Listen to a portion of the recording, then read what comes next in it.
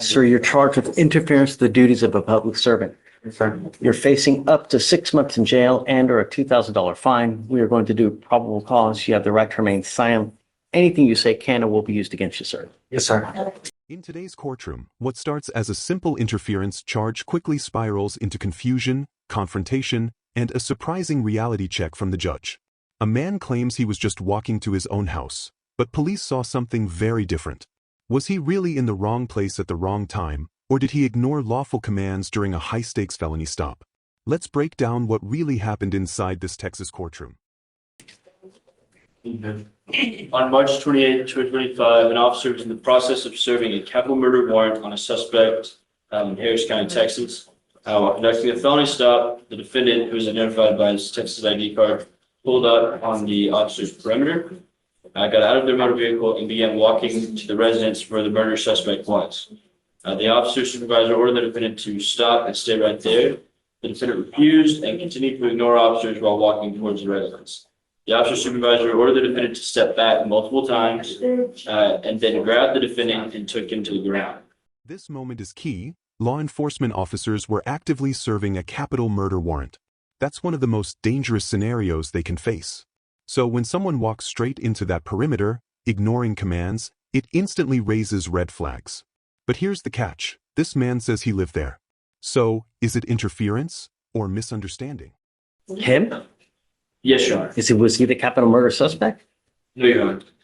I live there. Stop. Oh, sorry, sir. I believe that they were in the process of serving a warrant on someone else at the residence, and that's when they came in contact with the defendant. Ordered him to stop. He refused to stop going towards the residence, Your Honor.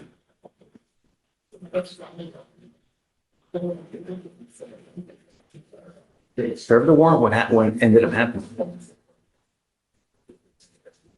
Looks like after refusing commands, there was a brief struggle where he was detained.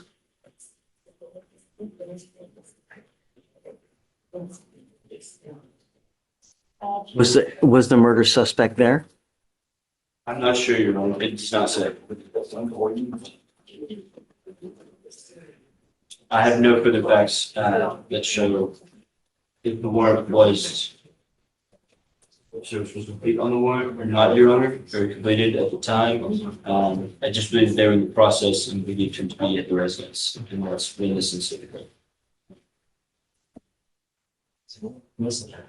Read it again, if you don't mind. Yes, Your Honor.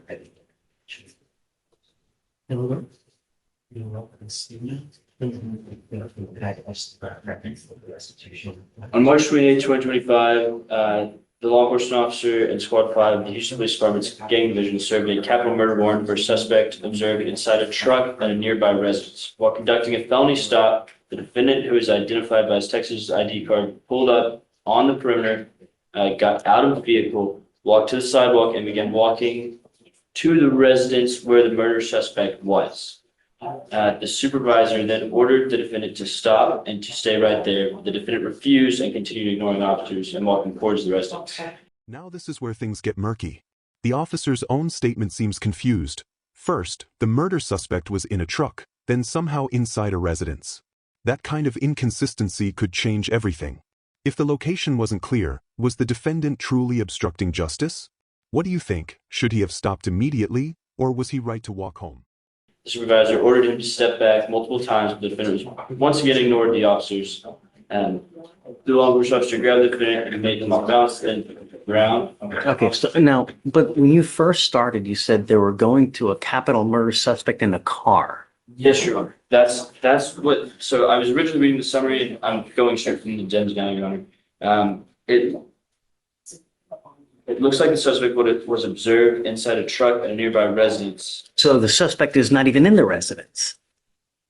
No. Then they later state that there was that the suspect, that the defendant here was walking towards the residence where the murder suspect was.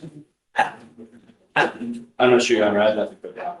I find no probable cause in your case. Just be careful, man. When you get into a pissing match with I understand. who's going to win? They are.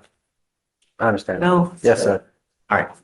And there it is. The judge dismisses the charge for lack of probable cause but leaves a powerful message. When you challenge authority, know who's going to win. This case shows how fast tension can rise during active investigations, and how a simple misunderstanding can nearly become a criminal charge. If you found this case as shocking as we did, hit that like button, drop your thoughts below, and subscribe to Court Vision for more real courtroom drama.